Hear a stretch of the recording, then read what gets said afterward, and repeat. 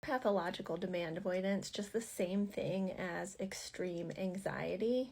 I want you to think about these as two separate things for your own clarity to understand why your child is doing certain things like having meltdowns or avoiding certain things. So with anxiety, we can think about it as a more cognitive process, thinking about the future and getting anxious and nervous about what might happen in that projected future, and therefore we get upset and we avoid it.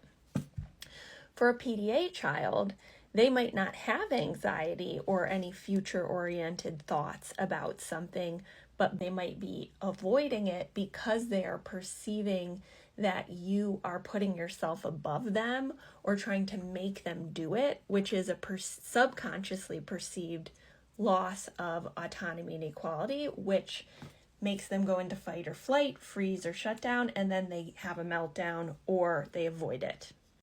Can you give me an example? Let me take my PDA son and one of his special interests, which is American football. So he has experienced a lot of meltdowns at his football practices and a lot of activation around being there. However, he doesn't have anxiety about going, and he has a very positive emotional relationship and idea about football. His dad is there, he has friends there, he likes playing, he likes the sensory experience. However, during practice, he is subconsciously perceiving threat because maybe he's not the fastest in the drill, or the coach is telling him to move his positioning and he might not be winning in the scrimmage, right? So each one of those incidences is a subconscious perception of threat, and it's building in his system to where he has a big meltdown.